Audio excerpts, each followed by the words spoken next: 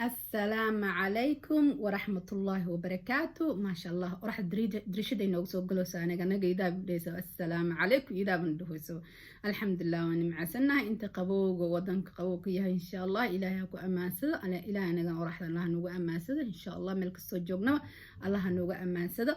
إن وحن فرين وضع وكل جندت كان جوج دبدها كمتها يشجن يوروب أمريكا أستراليا كندا dadka joogo jecel inuu imaadaan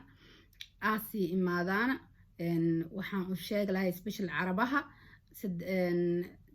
laba shay aan u sheeg lahay markii wadankan imaanaysid dad ha weydiinin maxsideen meeqa waa qarashka meeqa ugu baxaaya sideen guryaha meeqa waaye waxaas ha weydiinin weydii sideen deganaasho ku heli karaa hana weydiinin shaqsi ha weydiinin dawladda weydii shaqsi waxa laga yaabaa qaab qaldan inuu wax kugu sheega oo asaga qaabka asaga wax u fahmi qof kasta siba wax u fahmaa sidoo asaga ku dagay iyo qaabkaas inuu kugu sheega laga yaabaa qaabkaas inuu adag ku aficina laga yaabaa ama mar hore bay ahayd mar hore laga soo gudbi laana sharciyaha mar kasta way isbedelayaan marka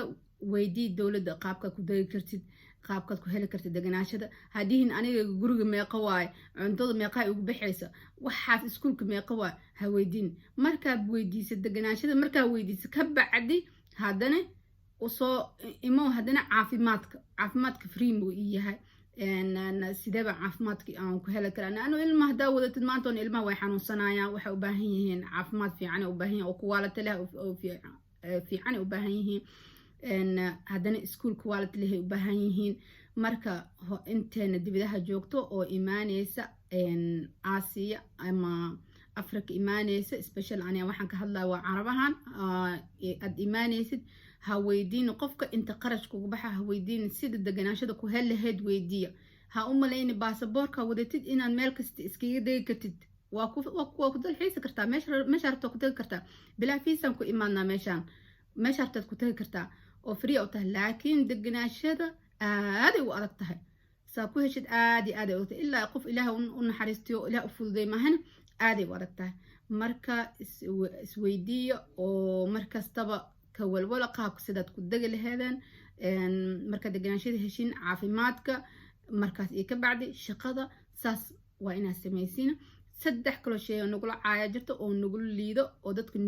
nagu liidana oo idinka ogeyn insha Allah anaan soo sheegay qofkii dibka soo taabta ayaa dibka ogaan kara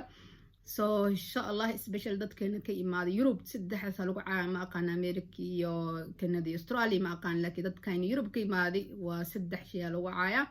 marka insha Allah saddexaas waa idin soo sheegi doonaan bi in Allah kariim insha Allah kuwa khayrka isku maqla khayrka isku waani khayrka isku sheega Allah naga dhigi insha Allah meel kasto joogna Allah nooga amaansada wadankan haloo duceey insha Allah soo deganaasho nooga hel wadankeena xasiloon nooga hel sidaan ugu laaban maanta wadan wallahi deganaashiis ma weydiin lahayn hada wadankayga nabad iyo haalaha insha Allah wadankeena nabad Allah nooga dhigo qof kastaba dhibaato oo soo maray hadana insha Allah woona ka wada bixin insha Allah anagana waa ka bixi doonaa wadankeena amni iyo kala dambeyn Allah noo siiyo insha Allah السلام عليكم ورحمة الله وبركاته.